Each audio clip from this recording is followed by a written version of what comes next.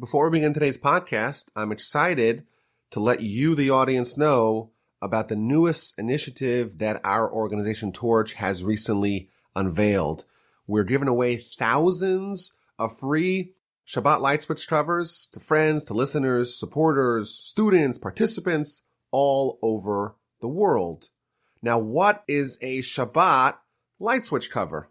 So it's basically a piece of plastic that magnetically clicks on top of a light switch and covers it for the duration of Shabbat to prevent any errant, any accidental flicking on or off of a light switch.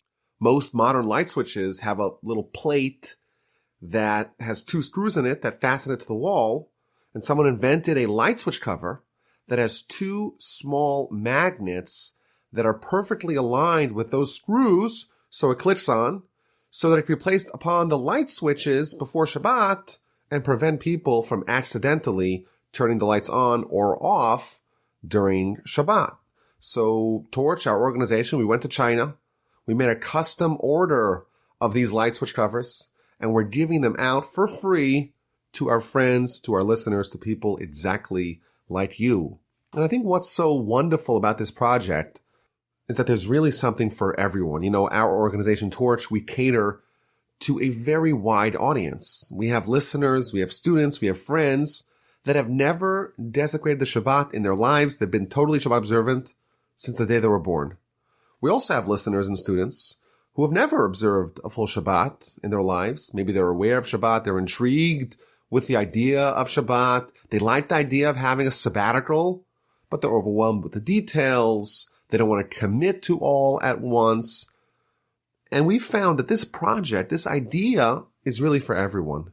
If someone is fully Shabbat observant, this is going to help them that they don't trigger any accidental discharges. You know, it happens to everyone. You leave the room, you wake up in the middle of the night, you go to the bathroom, and you accidentally, almost like by autopilot, you flick the switch on, you flick the switch off, and you have this plastic plate that you put on before Shabbat, and it's going to help prevent such errant triggers of the light switch.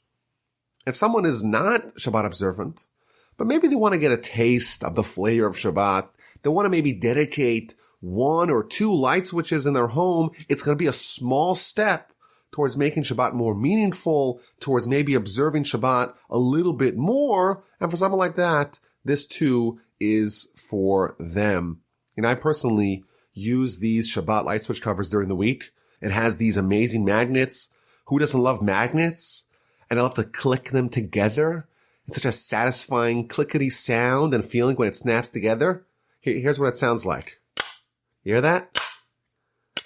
And you can play with it. It's just such a fun toy to play with. And we're giving them out for free. So go to our website, torchweb.org. You'll see a banner on the homepage. Just fill out your information and we will ship you your very own Torch Shabbat light switch covers. We label it internally as the Mitzvah Magnets. We'll send it to you for free. You have nothing to lose. This is a free giveaway. There's no gimmicks. Get them for free. Check it out, torchweb.org. So last time we spoke about prophecy in general, and we talked about what it would take to become a prophet yourself. Now, this is a vast subject, as we mentioned last time. In fact, I have 4 books that I'm using as central research guides towards the 13 principles of faith. The biggest one of them has 200 pages with small letters just on principle number 6, which is the principle of prophecy in general. There really is a lot to cover, and I decided to organize today's discussion kind of, you know, after we had the introduction to prophecy, what's next. What I decided to do is to try to chart a history of prophecy from creation, from Adam, until prophecy went extinct, or at least it was temporarily made extinct, and to see the various kind of ups and downs, the ebbs and flows of prophecy. And I think that this will give us kind of a deeper understanding into the subject of prophecy and the 6th principle. I'm a little bit worried because I'm pretty sure that the presentation may sound a little bit disjointed, But I think that in trying to compress a lot of information into the time allotted, I think it's the best template for moving forward in principle number 6, the idea of prophecy. Before we begin, I want to reiterate that we really truly don't have a concept of what prophecy is. What does the experience of the prophecy really look like? What does a prophet really understand? Because a prophet knows everything. Every book is open before them. All knowledge is clear and lucid in front of them. They're going to transcend to a different dimension via their prophecy. They're also capable of all kinds of cool parlor tricks. As we said, no one has anything lost. They just go to the prophet. The prophet tells them right away where it is. But their connection to the divine, their bond with the spiritual world and God is so intense that those things really don't titillate them at all. I read an analogy to explain this. Suppose you have people getting together to study Torah. And one of the people who's there amongst the group is blind. And everyone's there studying Torah and amazing discussion. And the person who's blind who interrupts them, he says, what color is the paint on the wall? That was the question the blind person doesn't know. And of course, the other participants would say, we're talking about Torah. Like, you're talking about all this nonsense, all these things that are truly immaterial. To them, they have vision.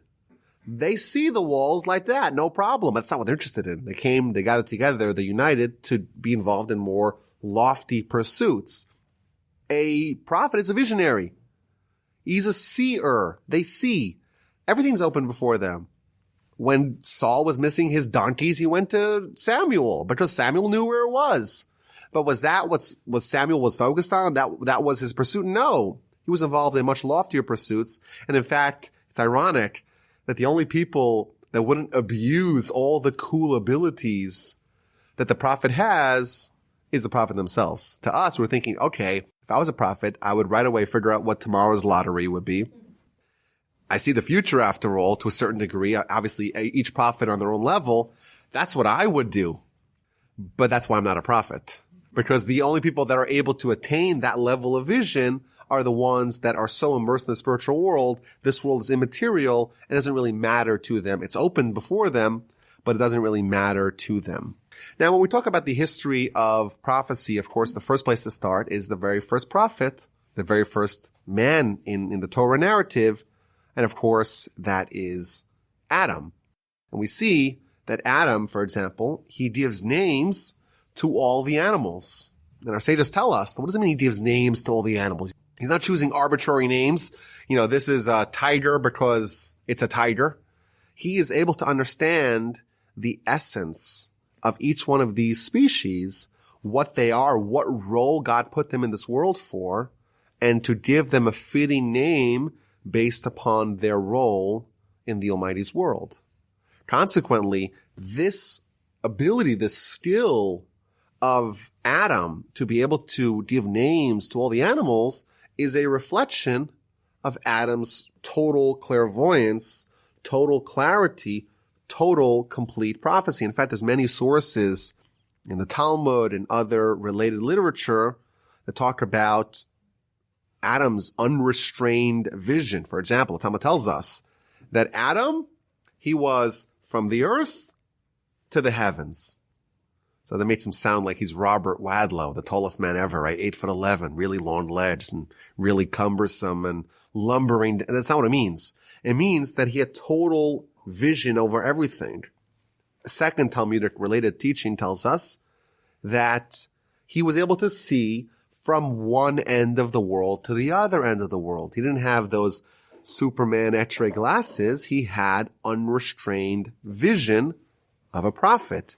He was able to understand everything of all the elements of all the spiritual entities, like all the angels. He understood them on a very fundamental level, so much so that the Talmud actually tells us when Adam appeared, the angels conflated Adam with God and wanted to worship Adam because he was a spiritual stature, the likes of which they've never seen. And they concluded this must be a representation of God. Of course, Adam said, no, you're making a big blunder. I am a creation like you. Let us go together and let us all worship God. But of course, what this is telling us is that Adam was the epitome of a great visionary, of a great prophet, at least before his sin. After his sin, he's diminished. Of course, this is a much larger discussion. After Adam's sin, he's diminished. His vision is curtailed. He loses at least that high level of prophecy, and all of world history changes as a result of that sin. And broadly speaking, our mandate as a species and as individuals is to try to restore ourselves and our world to the state of Adam pre-sin, and to become as great as we can and become prophets, really. And in fact, we're told that Moses, he was the only one that became like Adam before his sin, and he had the same level of prophecy like Adam before his sin. That completely clear, unadulterated prophecy of Adam was mirrored only by Moses, at least mirrored by a living person only by Moses, and that's why Moses is in a class of his own. He's going to be subject of principle number 7, the prophecy of Moses. But that's where we're introduced to prophecy in general. Of course, Noah's a prophet. There's other prophets in between Adam and Abraham. But we read in Genesis all about Abraham. And the Midrash tells us that Abraham had a very colorful backstory. He was a thinker. He was a philosopher. He was an influencer. He taught the world about monotheism. His life was threatened as a result. He was saved miraculously. We're given a whole backstory to Abraham. And yet you open the Torah, and the first introduction that we have to Abraham is God tells him, leave your homeland, leave your father's home, go move to the land of Canaan. Our sages tell us is that at this juncture, Abraham is 75 years old. He's had a long life till then, and he's been thinking about God since he was 3. So the 72 years that are unaccounted for. Why? Why are we only introduced to Abraham as already in advanced ages and advanced achievements? Because now Abraham has unlocked prophecy.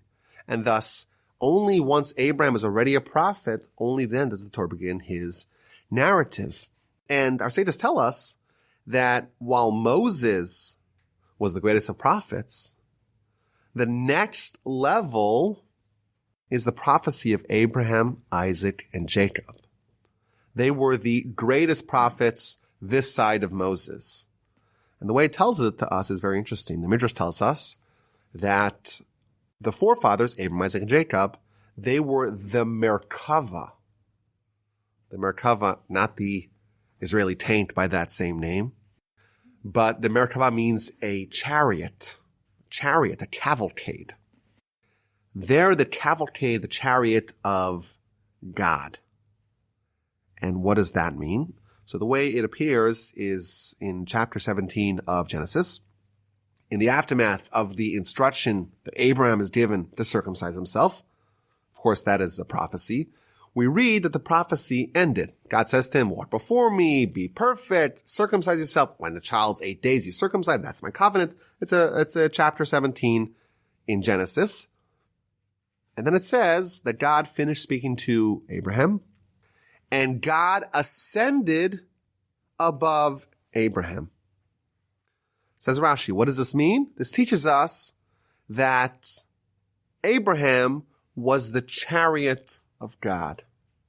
What does this mean? The commentaries tell us what this means. A king has a chariot. A king has the entourage, the posse, the detail that's always ready at a moment's notice. King waits up in the middle of the night and wants ice cream, or wants to go for a ride about town. You don't have to wake up the bleary-eyed drivers. You don't have to fill up the tank. It's always ready. It's always ready at a moment's notice. That's what a king's chariot is. Abraham, Isaac, and Jacob are always primed for prophecy. They're always ready. They don't need to say, oh, you know what? Let me get in the frame of mind. Let me tidy myself up. Let me get ready. No. Give me 5 minutes. The king's coming to my house now. Ooh, let's set things up, make it ready. No. Abraham, Isaac, and Jacob are such a lofty spiritual stature. They're the king's chariot. They're always primed and ready for prophecy without any preparation. And therefore, what happens when Abraham's prophecy concludes? It's not that Abraham lowers himself. He now is no longer in a state of prophecy. It's God ascends above him. Abraham is still ready to go. It's not that prophecy ended because Abraham now moved on to other things. Abraham lowered himself and brought himself back to the mundane world. No, Abraham is still in the state of prophecy. He's still ready. God says, okay, I'm done communicating. God ascends above him. And the commentaries note that we have another prophet, or at least someone who communicates with God, Cain, in chapter 4 of Genesis. And it says by Cain that he departed from God, meaning the prophecy ended not because God said, I'm done talking to you, but because Cain said, okay, he's no longer in that state of prophecy. Now, of course, as we mentioned last time, even with an individual prophet, there's ups and downs. There isn't continuous prophecy. There's times in their life when they have prophecy, times when they don't have it, related to all kinds of circumstances. But there's something special about Abraham, Isaac, and Jacob, that they are always ready to go. They don't need to be reminded. They don't need to be given a few minutes warning. They don't need to tidy themselves up. They're ready to go. I want to add that my grandfather, blessed memory, he used to say that when Jacob reunited with Joseph after 22 years of separation, it's one of the momentous events in the book of Genesis. And if you read the verses clearly, you'll notice that Joseph is processing this reunion with deep emotions. He's crying. He's getting all involved. Whereas Jacob is more stoic, doesn't seem to be responding emotionally. And then you look at the commentary, you look at Rashi. Rashi tells us that Jacob was involved in other things. He's reciting the Shema. So where there's this happy reunion, Jacob thought he lost his child. He thought he died. He's been miserable for 22 years. He's been inconsolable. And now he's finally meeting, and Joseph is crying on his neck. It's a very emotional from Joseph's perspective. Whereas Jacob says, oh, this is the right time to recite the Shema. So it's one of the questions. What's going on over here? Why is Jacob reciting the Shema, not Joseph? What's the inconsistency? What is the difference between Jacob and Joseph? So my grandfather, blessed memory, he brought this point. Jacob was always ready for prophecy. He was, of course, a prophet, but he would not need to kind of muster up the preparation for prophecy. He was always there. And he was worried. He's meeting Joseph. And of course, there's going to be an emotional gush. And he's going to focus for a second on something which is not God. His child that he missed, that he lost, he thought he lost. And that is going to right away boot him from the chariot. Because even though maybe God doesn't want to appear to them, but the stature of Abraham, Isaac, and Jacob is that they're the chariot, meaning they're always ready to go. They never need to be nudged back to be ready. And even if God's not going to appear to him at that time, still, if he loses focus for a second, he's no longer part of the chariot. His stature has diminished because there was a time that he wasn't ready for prophecy. And therefore, he grounded himself by reciting the Shema, focusing on God to kind of sidestep, to avoid losing for that moment that spiritual readiness for prophecy. So of course, when we're reading this, we're like, okay, this is not just standard prophecy. To have that preparation, that elevation, that ascension to that high level that's unimaginable for us, but to constantly maintain that for 100 years plus, that's what we talk about when we say Abraham, Isaac, and Jacob. That's why it says the God of Abraham, the God of Isaac, the God of Jacob, and it doesn't apply that to anyone else. Now I want to say that even Abraham, Isaac, and Jacob, they paled in comparison compared to Moses. Moses is a different level entirely. Moses is aspaklaria meira, the words of the Talmud. He had the clear vision, the most clear vision. And that, of course, is a separate subject that we're going to talk about a little bit down the line. We're going to skip it right now when talking about the the various points of importance, or at least of the history of prophecy, to try to deepen our understanding.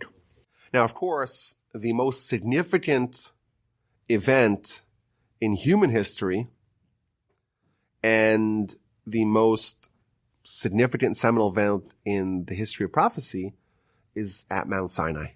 After the Exodus, 50 days later, Jewish people convened around the mountain, and then you have something that never happened previously and was never replicated, that an entire nation ascends or is temporarily catapulted into the state of prophecy. Now, this is a major, major subject of discussion amongst the commentaries. Exactly what was the level of prophecy? Exactly how was it possible to have this very unnatural, if you will, temporary state in which people that are not capable of prophecy are suddenly having prophecy? It's a big discussion. I want to talk a little bit about it because it's a very significant event, not only as a one-time event, but this was the moment of prophecy that really is the father, the grandfather of all other prophecies, as we shall see. So the Talmud tells us, of course, at Sinai, God spoke to the Jewish people and to all future souls that were not alive then. And in fact, the Talmud says all future converts, they were also there. Their souls were also there. And it says that, the Talmud tells us that the first two of the Ten Commandments, that was delivered directly by God, whereas the rest came via Moses. In fact, if you read the Ten Commandments very critically, very carefully, you'll notice a shift from first person, where God's speaking directly to us, so to speak. I'm the Lord your God. I took you out of Egypt. Versus once we transition to the third, the latter 8 of the Ten Commandments, it's speaking in third person. Hashem your God. It's almost as if Moshe is talking to us and speaking about God in third person. And the question that the Ramban asks is, on this Talmud, of course, the Talmud is basing it, it's not just random speculation. There's the tradition that we have that the first 2 came directly from God and the subsequent 8 came via Moses. However, the verses say quite clearly otherwise. Why? The verse says that God spoke all these words to the Jewish people, and that God wrote on the tablets everything that he said to the Jewish people. So is it everything, or is it just the first 2? If the first 2 were delivered by God to the Jewish people, well, that's the prophecy. And then the subsequent 8, that's prophecy to Moses and Moses to us, but it has that intermediary, that Moses intermediary, which is like the rest of the Torah, but that would not qualify to be included in the verse that says that God wrote on both tablets, actually, the first and second set of tablets. The difference between the first and second tablets was not whether God wrote on them the Ten Commandments, but whether God prepared the stone upon which to write it. The first one God did. The second one, God tells Moses, you prepare the stone, I'll inscribe on the stone. You give me the body, I'll give you the soul. Whereas the first, God gives us the body and the soul, so to speak, of the tablets. But it says upon them all 10 commandments, and these were all written by God, the words that he spoke to the Jewish people. So how could you say that the first 2 were the sole ones in which there was prophecy to the entire nation? So the Ramban has a very clever resolution as follows. The first 2, it was prophecy to the entire nation, and they understood it and they processed it exactly how Moses did. Whereas the subsequent 8, they heard the prophecy, they heard the voice, but they did not understand it. And like I mentioned last time, prophecy has at least 2 components. There is the absorbing of the message, and then there's the understanding of the digesting of that message. And that part, that second critical part of the prophecy, they did not have, and that required Moses to unpack it for them. And therefore, yes, they technically heard it, but they still heard it from Moses as well, because they didn't understand that prophecy. And he explains the first two Ten Commandments, they're so critical, they're so necessary because they're the backbone of all of Torah. All positive mitzvos are a fulfillment of the first of the Ten Commandments. All negative prohibitions, transgressions are all emanations of the second, of not having a false God, of not rejecting God. And therefore that was imperative for the Jewish people to hear it from God directly, because really that's a condensed, like a concentrated version of all of Torah. And therefore that had to be directly from God. But everyone agrees. So this is interesting just to say, like, what was the content of the prophecy at Sinai? And we're still going to talk about that later on throughout the 13 principles. But how exactly does a whole nation, achieve prophecy? Now, who are these people? These are people that a few months earlier were slaves. So what happened to be able to turn a nation? I'm sure there were some righteous people. I'm sure there were less righteous people, but it's a mixed bag. How does everyone, including, by the way, the mixed multitude, the Egyptians that joined on board, how do they all experience prophecy as one? That too is a major discussion in the commentaries, and there are various answers to that question. So one of the answers is that this was a miracle. This was again, once in history event that a nation and people that were not capable of prophecy, they got it nonetheless. And the Talmud says that they died and they were blown 12 miles away and they had to be revived and they died again. That's why they told Moses, we can't handle this. You speak to us. We're not capable. This is unnatural. This is being brute forced. And indeed, this was something which was out of the ordinary. This wasn't a fit. And it happened anyhow because it was necessary, because upon this event, the truth of Moses' prophecy and the truth of Torah is going to be built. There is other ideas as to understanding this problem of how a nation comprised of a collection of different people that previously were not prophets, how did they have prophecy? It does rely on some of the same ideas, but one of the commentaries suggests a very, very interesting idea that as a result of the Exodus and the subsequent days that followed, and they start getting the manna, and they're surrounded by the clouds, and they have the pillar of fire, and they've experienced the miraculous year in Egypt with all the miracles, the nation is being elevated. Again, it is supernatural. That's why it didn't last. That's why the golden calf happened right afterwards. But the nation is being elevated to this higher level, so much so that some of the commentaries suggest, based upon a Talmud, the Talmud says that when Adam and Eve sinned, the venom of the serpent began to quiver within them. They became corrupted because of the sin. At Sinai, it's a completion of a process of expunging that venom, of removing the ill effects. This stench of the sin of Adam has now ceased.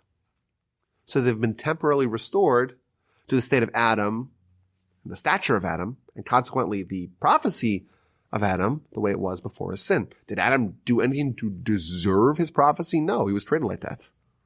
Did the nation do anything to deserve the prophecy? No. They're being created now anew as Adam before their sin. That's an amazing, a very deep idea that some of the commentaries go with to explain how the nation achieved prophecy at Sinai. And incidentally, we can surmise from this that if you look at the sin of the golden calf and what it did, it's identical to what the sin of Adam and Eve and what that did. That's exactly parallel to each other. We have this period, this blissful utopia that was unearned utopia of Adam in the garden. And then he has this very unceremonious drop from God's graces because of this sin. And then we have this nation is elevated. And again, this idyllic utopia, unearned. And right away immediately follows that same pattern. There's that immediate drop. And of course, what this teaches us is that the unearned greatness doesn't last. But at that moment of Sinai, the nation was like Adam, free of sin, free of the Yetzer Hara, not subject to that quivering venom within them, and therefore, of course, the result of that human is unrestrained prophecy. I want to point, I feel like we're too far down this line for me to avoid this. The Kabbalists tell us that, Adam's soul was one soul, and then it got divided up, and it got divided up, and it got divided up, and it was divided into three, Abraham, Isaac, and Jacob. Like that was a replica of Adam. And then into 12, the 12 sons of Jacob, and then into 70 souls that descended to Egypt. And at Sinai, the 600,000 souls, that was a precise replica of Adam. What that means, you have to ask the Kabbalists. But what I can tell you what it means is that at Sinai, at the foot of the mountain, there was a replica of Adam before his sin. And now it makes sense how a nation, not worthy necessarily, not earned, how a nation experienced prophecy, because they were at that time recreated and refashioned as Adam was before his sin. Now, the results of Sinai, of course, are very significant. And we could almost suggest that everything that we have today, all of Torah, it's all an extension of Sinai. Because after all, everything's built upon the foundations of Sinai. But the Talmud goes on to tell us even further that actually all prophecy was delivered at Sinai. It wasn't actually conveyed at Sinai, but the touch point of heaven and earth that happened at Sinai, that's when all the prophecies were delivered, and that's when the prophecies were here. They just weren't dispatched yet. So, for example, it quotes a verse in Malachi. Malachi is one of the latest of the prophets. It says, this was the teaching, the prophecy of Malachi that was in his hand. It was in the hand of Malachi. Says the Midrash. It doesn't say it was in the days of Malachi. It was in the hands of the Malachi. Why? Because Malachi, the prophet, Malachi, I think you pronounce it in English, the prophet, he was holding it since Sinai. At Sinai, there was a prophecy delivered to Malachi, and it was in his hand. It's just that he didn't have the permission to convey that. Meaning that this was the funnel through which prophecy was delivered, because this, after all, is a touch point of heaven and earth. And then all the other prophets are the ones who are at their time in the right place, are actually delivering what was actually conveyed via this mass prophecy that was given at Sinai. Moreover, the Talmud tells us, the book of Brachos, right at the beginning, it's one of those pages in Talmud that almost, anyone who studies Talmud eventually gets to it, because it's like first book of Talmud is Brachos, and it's like page 5, I think it is. So it's right at the beginning. And maybe we can even posit that it was put there because it's so important. At least people will get to this because it's so central. But it says that what was given at Sinai is everything. Torah, Nevi'im, the prophets, Ksuvim, the writings. Moreover, any insight, any new novel insight that we come up with today in Torah, brand new, no one's ever said it. Actually, that was part of what was given at Sinai. All the words of the prophets, all given at Sinai, and that is why Moses is the father of all prophets, and he's the father of all the sages, because after all, he was the one who facilitated the great transferring of prophecy and of Torah and of godly wisdom and godly inspiration that was done at Sinai. And we have another shift that happens here. The Talmud tells us, Sinai has a lot of different names. A lot of mountains have different names. Mount Moriah, Har Yera'eh, Jerusalem, Temple Mount, Harabait. A lot of names for the same mountain. Mount Sinai is called Mount Sinai. It's also called Chorev. Chorev or Horeb. Why is Mount Sinai called Chorev? So the word Chorev means destruction.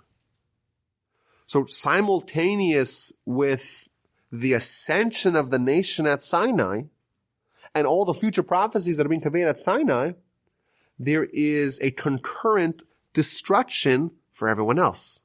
Because now the nation's been selected. One nation's been selected as the nation of prophecy, and all the other nations no longer have the opportunity to unlock that level. Because remember, prophecy, it's not something isolated.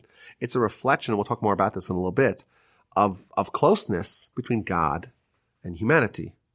And this is the greatest incident in which there was this closeness, and it was designated exclusively to one nation, to the exclusion of the other nations, and therefore part and parcel of the Sinai experience is the concomitant destruction of other nations from achieving that same greatness. There's never been another replica of Sinai, because this is the binding of God and the Jewish people. And of course, this raises the question of prophecy appearing by Gentiles post-Sinai. Maybe before Sinai, Noah was before Sinai, but before the Jewish people. It was more like it was an open field. Whoever was able to achieve the levels of prophecy, even without Torah, pre-Torah, much harder, obviously, but they were good candidates for that. And it's a major question that the commentaries talk about.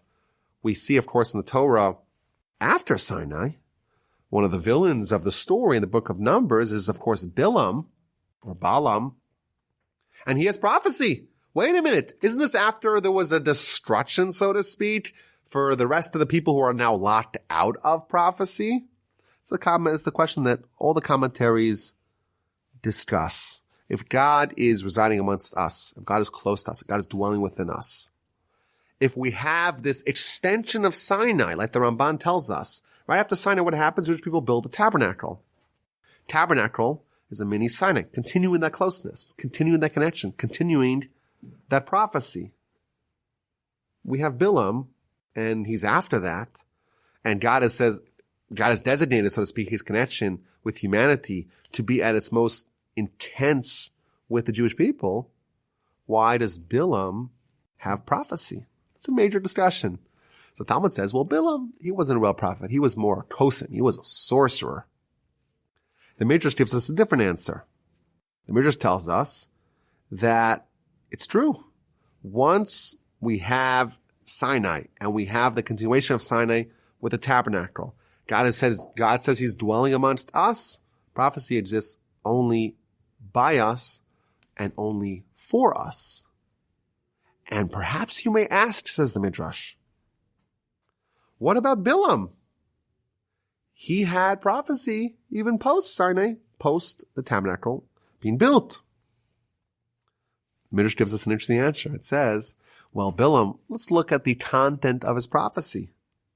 Praises for the Jewish people. Matovu oholecha Yaakov, how goodly are your tents, O Jacob. God does not see any sin amongst Jacob. There is no necromancers, sorcerers amongst the Jewish people. Who's counting the dust of Jacob, the children of Jacob? Again, many, many compliments and wonderful prophecies that Balaam is foretelling about the greatness of the Jewish people. And therefore, okay, that's the exception. Because this kind of is a Jewish prophecy, because look what he actually says. On his own, maybe he's a sorcerer, but when he is given the prophecy, it's prophecy that is also there to tout and to laud the greatest of the Jewish people. And in fact, some of the commentaries add, if it was just us saying these nice things, well, we're kind of biased. But when you have Balaam, who has such a pathological hatred for the Jewish people, and he still says that once he achieves prophecy, well, then we should know that these things are true, and that will really penetrate our hearts, the message of such a prophecy. There is an alternate approach to understand the prophecy of Balaam, and this is something that we'll see a little bit later on as we go through the various transitions throughout the history of prophecy, and that is that there's always has to be a balance. There always has to be a balance. The Almighty created his world in which, and specifically for the purposes of, free will can exist. So if there's no free will, then there's going to be a mismatch in the Almighty's desire for the world. And of course, we spoke about this in the past. Why did he want it? And that was the discussions that we covered in earlier principles. But there's always got to be equality, equilibrium between the, so to speak, forces of good and bad, and that way it allows free will to flourish. If we're going to have someone as great as Moses, who is promoting Torah, we have to have someone as evil, but as powerful as Moses, who is doing the opposite. And thus Balaam is the anti-Moses, If there is a Moses, there has to be an anti-Moses. If there is an Abraham, that's an anti-Abraham. There has to always be that balance. And because Moses on the side of holiness is so powerful, greatest prophet, we're told, well, on a certain level, a certain dimension, Balaam was even greater. And that again, not to say that his prophecy was truly as great as Moses is, because after all, he is described as a sorcerer in Jewish literature. A sorcerer is not quite a prophet, but it means that the influence that he had was as great as Moses. So we have this connection at Sinai, and that's the epicenter really of all prophecy, because it's the epicenter of all connection. It's maintained afterwards with building the portable Sinai, which is the tabernacle. And if you study the tabernacle, you'll notice that all the vessels of the tabernacle, they're epitomizing this closeness, this connection. Of course, the cherubs and, the ark and the table and the menorah, they're all components of this relationship that we have between the Almighty and us. And that's going to perpetuate the closeness and the proximity the Jews have with God at Sinai, or they have with God at Sinai. And consequently, the conditions for prophecy continue. But what happens as we get further and further away from Sinai? The potency of that connection and the potency thus of the prophecy, it begins to decline. And that's why we see that there's a degradation of the level of prophecy as we distance ourselves from Sinai. In fact, if you look at Jewish literature, you'll see that we have, of course, the Torah and the prophets, but even the prophets is broken down between the earlier prophets and the later prophets. And the commentaries talk about how while only Moses had aspaklaria me'ira, the clear aspaklaria, the clearest vision, the earlier prophets, they had aspaklaria me'ira, clear lucid vision of the not so clear lucid vision, which means it was still a higher level of clarity than the subsequent prophets that came afterwards. And thus, from the point of Isaiah and onwards, we're told from the literature, that's already a little bit of a shift and a decline between the level of the earlier prophets and the later prophets. What happens? We get to the third component of the Tanach, the third component of the Jewish Bible, if you will. It's called the writings. And our sages tell us that the writings were not actually written with prophecy or full-blown prophecy, only with what's called Ruach HaKodesh, literally the divine spirit or the divine inspiration, which is, so to speak, a level of prophecy, but not quite the same as full prophecy. And we'll talk more about the differences between that. So the Rambam tells us, he gives a description of what it's like to have Ruach HaKodesh versus prophecy. Ruach HaKodesh, divine inspiration, is that a person feels as if something is descending upon them. And there's some other force there.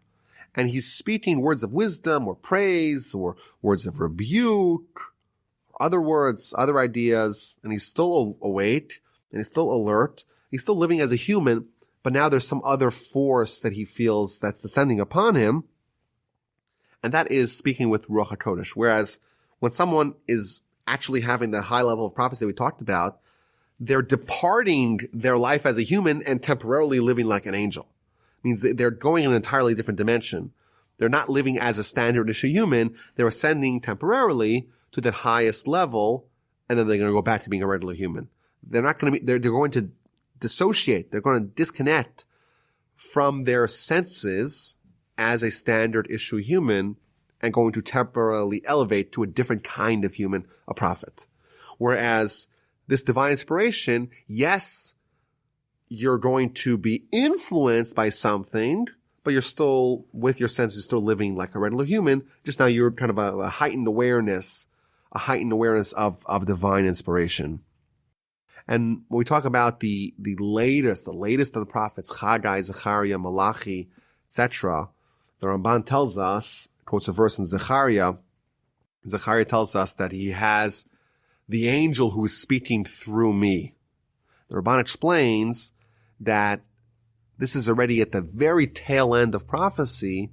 So obviously the weakest relative. The weakest prophets of them all, they already need an angel to help interpret their visions. And then we have the destruction of the first temple.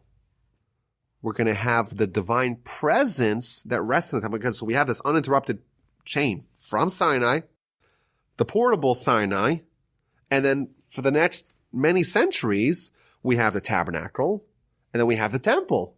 So we have this uninterrupted time where God's amongst us. And then suddenly the temple's destroyed. What happens then? The divine presence departs. And what goes with it?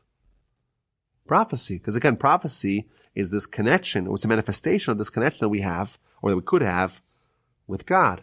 So when the first temple is destroyed, there's no more new prophets that are going to arise. Talmud tells us there's 5 differences between the first temple and the second temple. First temple had the ark, had the kapores, which is the cover on the ark, and it has the kruvim, the cherubs. Second temple did not have the ark. Again, this is the vessel that most epitomizes the close connection that we have with God. And symbolically, because we didn't have that heightened level of connection in the second temple, we did not have the vessel that embodies that. First temple, there would be a heavenly fire that would descend upon the altar. That did not appear in the second temple. The Shekhinah, divine presence, whatever that means, rested in the first temple, not the second temple. Ruach HaKodesh, that divine inspiration, first temple, not second temple. Urim v'Tumim, that pseudo-prophetic connection that the high priest had via the breastplate, that appeared only in the first temple, not in the second temple. And in fact, we do have prophets that are prophesying at the very beginning of the second temple era, but actually all those people were born and already been sanctioned as prophets in the first temple era. And they just were able to live long enough to be able to still be active as prophets into the second temple era. But once the first temple era ends, first temple is destroyed, there's no more prophets that are being created, if you will. And the ones that are alive, they're the last ones, or at least until Messiah comes and everything changes. We'll talk about Messiah in a little bit. And we'll talk about Messiah a lot once we get to the actual principle that talks about I think it's the 12th one that talks about believing in Messiah. But at that time, first temple's over, no more new prophets, and the ones that do prophesy in the second temple era, they're the ones who are the holdovers from the first temple era. Now, as we mentioned, prophecy, it's, if we merited to live in a time where prophecy was extant, it's a very deeply spiritual world. If you lose your donkeys, you go to the prophet says, well, actually, I'll give you the coordinates where they are right now. And you do that 100 times, and every time he's right. What is that world that you're living in? Could you deny God? It'd be very hard to deny God under those conditions. Yet we're told, and this is again an unimpeachable reality, is that there always has to be a counterweight. What is the counterweight to prophets? And what is going to go away once prophets go away? Because again, we lose the prophets. If the counterweight was still very strong, we would again have that asymmetry. We always have to have the equilibrium. We always have to have the conditions that free will can reign always have to be present. We find a very interesting story about the end of prophecy. It appears twice in the Talmud, in Yoma 69b, in Sanhedrin 64a. I want to preface this. This is a very Kabbalistic teaching. So we'll try to hold off any questions on it, because the questions are obvious and they jump out. Because what we're going to read about, it's very odd, but we're going to read about the end of the prophets and the end of something else. Because they came together, and they had to come together because they were the counterweights to each other. The Talmud quotes a verse in Nehemiah, again, one of the very later prophets. The verse says they cried out with a very loud voice to Hashem their God. So everyone's crying out. What's happening here? What are they crying about and why? So the Talmud explains. They're saying as follows, woe, woe. W-O-E. Oy vey, as we'd say in Yiddish. This is what destroyed the temple. And this is what burned the sanctuary. And this is what killed the righteous. And this is what caused the Jewish people to go into exile. And behold, it is still dancing amongst us. They're talking about the counterweight. They're talking about the yang to the yin of the prophets. They're talking about the desire, the lust for idolatry. Prophecy is undeniable evidence for God. Yet that can exist. You have to always have something which is equally as strong. That was the lust for idolatry. That was the counterweight. And now they don't have the ammunition, or they'll lose the ammunition to fight it. They have to get rid of it because it has to go away. It has to go extinct. At the same time, the prophecy is going extinct. So continues the prayer. And they're telling God, you only gave us this desire to get reward.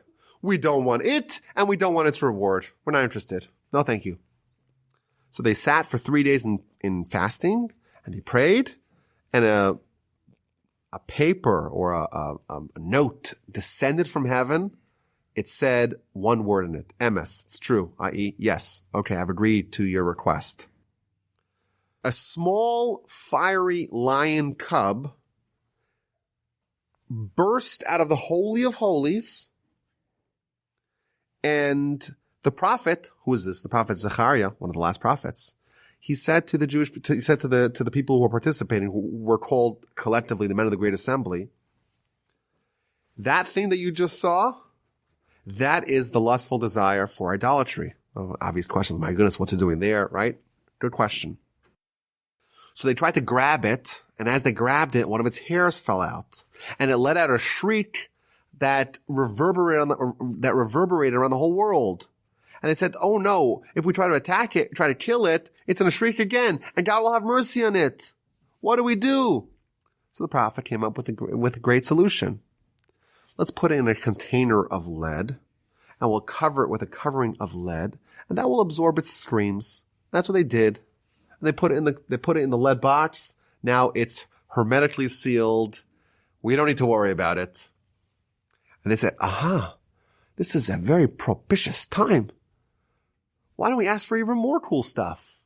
There's, of course, the lustful desire for idolatry.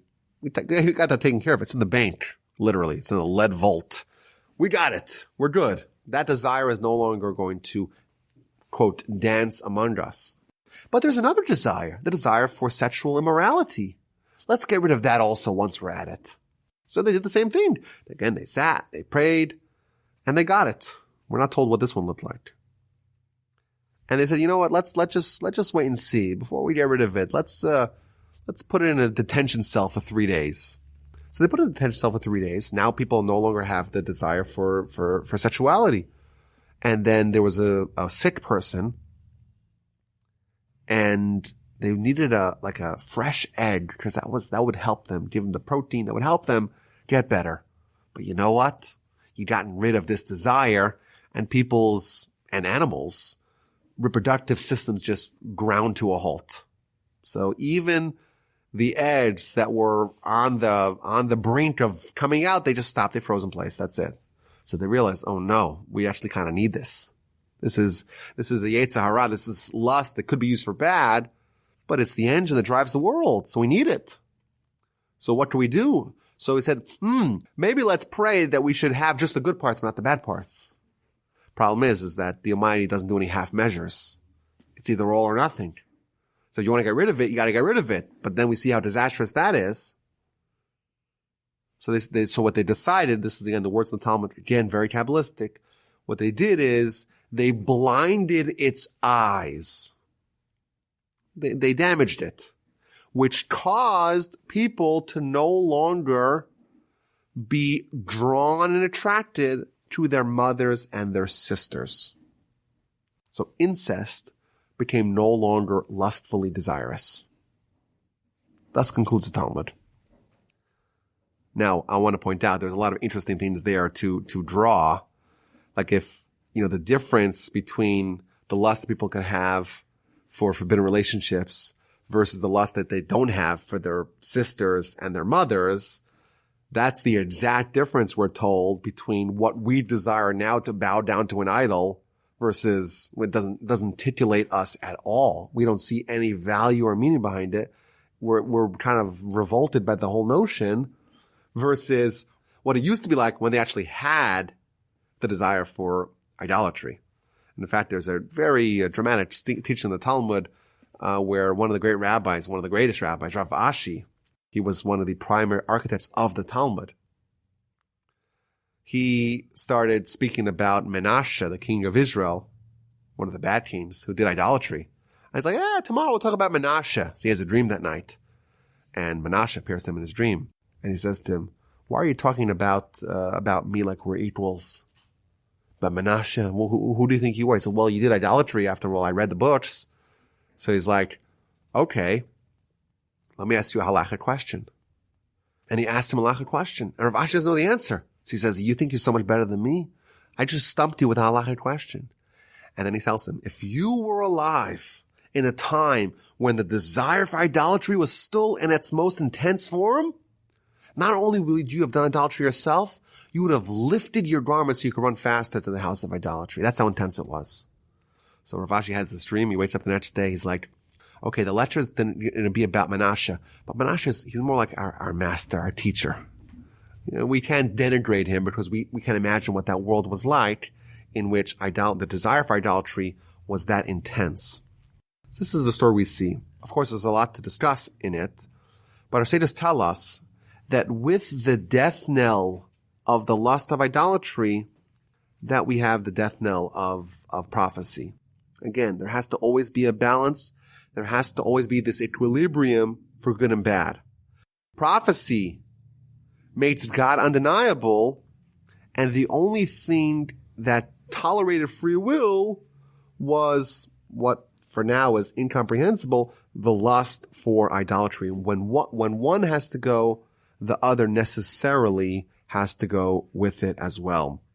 And then we look at the era that followed this point at the very beginning of the First Temple era. Prophecy is going extinct. The desire for idolatry is also disappearing. It's still going to continue as a tradition, if you will, but the lust is gone. And what happens then? We have the rise of the Sadducees, the Hellenists. We have all these other groups now that are going to be movements towards heresy. Heresy can only flourish if prophecy has gone extinct. Yes, people could do sins of idolatry because they have a lust for it, but organized heresy takes off almost, if you will, once prophecy ends, because the beacon of prophecy was so bright that the darkness of the heresy had no chance against it. Yes, there were still sins for other reasons, but when prophecy is present, heresy cannot exist. Prophecy goes away, then a whole different world emerges where there is heresy of all kinds beginning to surface. Now, what about prophecy post the extinction of prophecy? So the Talmud tells us that when Chagai, Zechariah, Malachi, the last of the prophets, when they died, there's no longer prophecy amongst Israel. That said, they used the bas kol. There was a different kind of prophecy. If prophecy is a kol, a voice, a bas kol or bat kol is the daughter of the voice. Meaning that you have a voice, a prophecy, and if you're a prophet, you hear the voice. Prophecy no longer exists, but if you were maybe capable, if you were the equivalent of a prophet in your generation, you wouldn't hear the voice, but you'd hear the emanation, maybe the echo, the daughter of the voice, something of the voice of the voice that would arrive at your doorstep. In fact, the Talmud goes on to say that there were times in history when they heard a bat kol, and of course the sages were capable of hearing those bat kols, and it said the message that they heard was that there is someone amongst you that if he was in a different generation, i.e. if he was in the times before the temple was destroyed, when there was still that closeness, he would have been a prophet. Now, because of circumstances beyond his control, he's come after the era of prophecy. He could still have the bat kol. He could still have the bas kol. That's still emanation of prophecy, the emanation of the voice, the daughter of the voice. That he could still have. But if he was in the previous generation, he would have prophecy. And all the sages are looking at themselves and like, I think we know what he's talking about. And they pointed at Hillel the elder. He's the one he was talking about. If he was around previously, he would right away be a prophet. So there's this other level of prophecy that's called a bat kol, the daughter of prophecy, if you will. And then there's also the idea that we spoke about earlier, that Ruach HaKodesh, that same divine inspiration through which the writings were written, that still is present even today. Aha. There are still levels of connection and prophecy that we could have, or pseudo-prophecy, if you will, even today, even though it's obviously becoming more and more rare as the times are progressing, but this is still feasible even today. And by the way, one of the commentaries notes that suppose you have 3 books. One book is the Torah, 5 books of Moses. One book is the prophets, and one book is the writings. So sometimes today they publish the Tanach in 1 volume. Suppose you have it in 3 volumes, and you want to stack them. There's a proper way to stack them. You put the writings on the bottom. It's the lowest level of prophecy, lowest level of revelation. It's only the divine inspiration, and therefore it's got to be in the bottom. On top of that, you put the prophets, because after all, prophets, that was conveyed with real prophecy. It goes above the one that was only conveyed via divine inspiration. And of course, the prophecy of Moses, the highest level, that of course goes on top. Now, my grandfather, blessed memory, the way he explained the difference between prophecy and the divine inspiration, divine spirit, I thought it was a nice way to encapsulate it.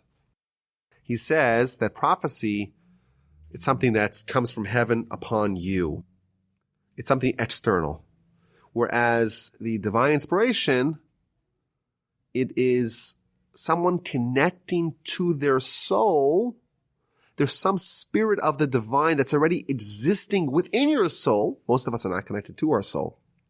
And therefore we can't tap into the vast, vast reservoirs of insight that are already within our soul. But should we be able to do that, we can have this internal awakening of the divine spirit, so to speak, of the divine inspiration. That would be the Ruach HaKodesh. Again, it's more an internal awakening versus the external godly, if you will, prophecy that we can no longer have.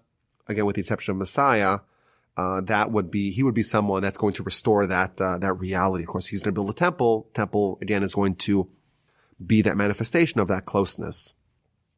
To conclude, I want to cite some of the teachings of our sages that talk about ways in which prophecy can still exist. So there's 2 sources in the Talmud. One, the book of Bava Basra, page 12, 12a and 12b.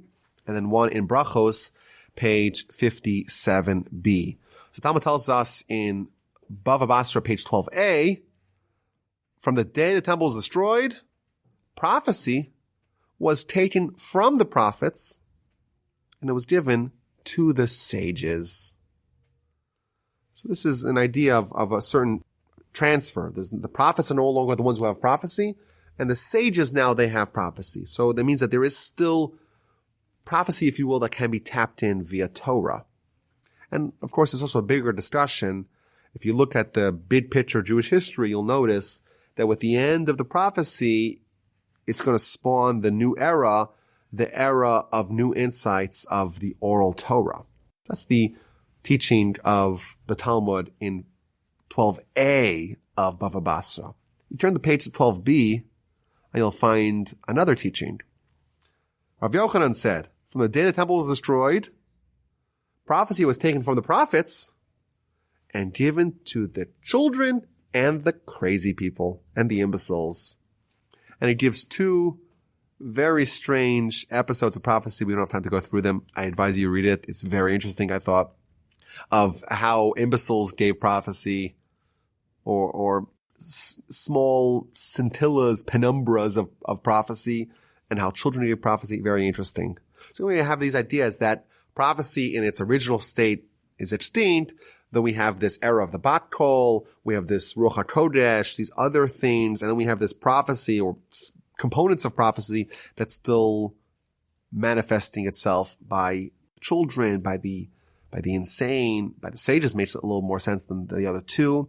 And then we find the teaching in the book of Brachos, page 57b, that dreams are a 60th of prophecy. In fact, the Talmud says that there's 5 things that are 60ths. A fire is a 60th of Gehenna. Honey is a 60th of manna. Shabbos is a 60th of Olam Haba. Sleep is a 60th of death. And dreams are a 60th of prophecy. And the commentaries tell us that in halacha, Jewish law, 1/60th is the ratio in which the 1 is rendered insignificant compared to the 60. Meaning if you have, let's say, a pot with 60 units of meat and then 1 unit of milk drops into it. So that, again, this is a complicated law. We're not talking about the Jewish law now, but that would still be kosher because the 1 compared to the 60 is insignificant. And when it's telling us the same ratio, the fire, it's hot, but it ain't as hot as hell, right? It's hell 60 times hotter. What it means is, not that it's actually, take the amount of degrees and just multiply by 60. But what it means is, compared to that, it's insignificant. It's similar in some way, but it's insignificant. Shabbos is amazing. It's blissful. It's wonderful. It's a 60th. It means compared to what the real Olam Haba is, it's insignificant. Honey's really sweet, but how sweet was the manna? It was 60 times, more than 60 times. Maybe it was 100,000 times, but it was insignificant compared to the experience of the manna. And similarly, sleep, you're kind of out of it, but it's not quite like death. Death, you're completely out of it. It's insignificant. Those two, and similarly, dreams, it has some connection with prophecy, but of course, it's not really prophecy. It's a 60th. It's insignificant compared to real prophecy. What does it mean that the sleeper, the child, the insane, they have some sort of connection to prophecy? It's a good question. Maybe the answer is that, prophecy, as if, God is making decisions, is rendering insights. And of course, that appears in the heavenly realm. And, that's, the angels know it, right? So why don't we know it? Because we're not in the heavenly realm. We're in this world. And maybe the idea is that when someone is asleep, their senses are subdued. Connection to this world is diminished a little bit. Similarly, a child, they're always daydreaming. They're always, they have imagination. They're not really living in the real world. And of course, the insane, they're not living in the real world.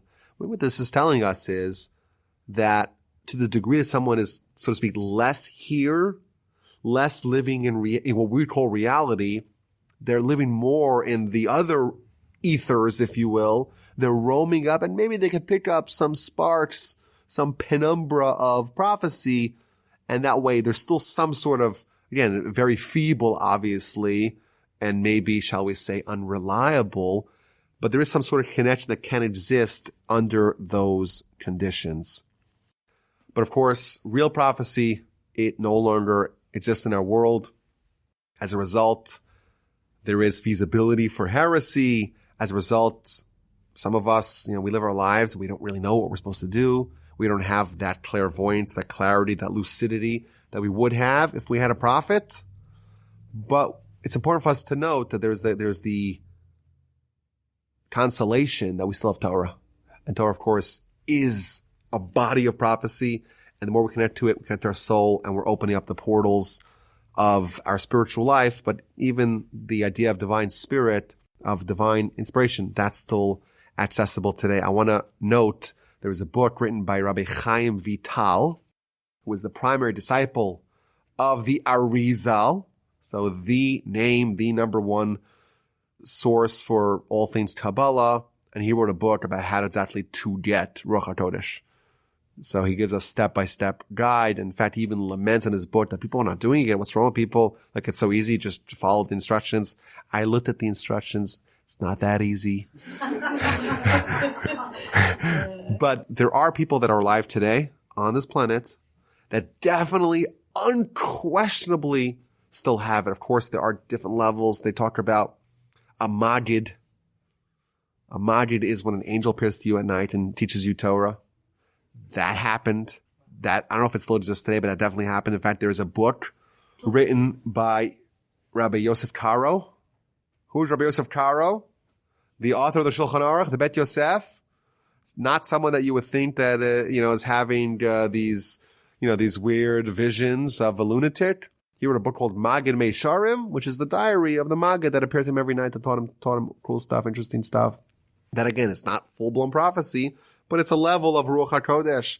We have visitations of Elijah. Have you heard of that idea? Elijah appears to people and tells them cool stuff. My grandfather wrote in one of his books, and again, I said this recently, like, in my eyes, there's only one person who would tell me something that I don't agree with, but I'd still accept. Obviously, Moses is different, prophets, but I'm saying, like, in my lifetime, and my grandfather said that, it's my grandfather, of course, a great Torah giant, and he says something I accepted, and he says that one of the sages that lived in our times, he passed away, I think, in 1970.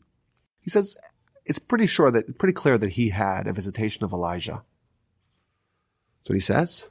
I don't deny it. I would say the same thing. It's pretty clear he had a visitation of Elijah. Today, the greatest scholar around today is Rabbi Chaim Kanievsky. If you read the stories about him, it's clear that he has the divine inspiration. There was one story about him, and this is again one of millions. This is not one story that, like, oh my goodness. It's one story that is one of dozens, hundred scores of stories about him that testify to this. He was studying a very obscure subject, and he got to a very complicated discussion about the anatomy of some grasshopper that has appeared in the Talmud in some obscure, arcane part of scholarship, of learning. And he didn't know what it looked like. And you know what jumped right onto his Talmud? From out the window, boom, a grasshopper jumped there. I was able to analyze the anatomy.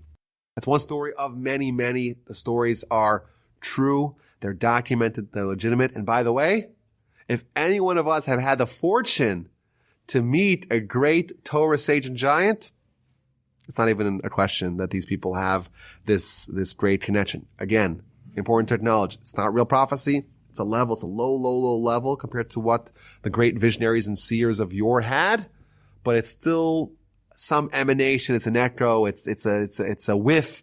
It's a scintilla of that levels. I want to conclude that the Rambam tells us that the King Messiah, may he come speedily in our days, he is going to be someone whose wisdom is going to exceed that of Solomon. His prophecy is going to be almost quite as great as Moses. So we're going to hopefully in our times get to witness what this looks like when people have the entire world and everything open before them and this high level of prophecy. May we all be so fortunate to witness those great things. I thank you all for listening. My email address is rabbiwolbe@gmail.com.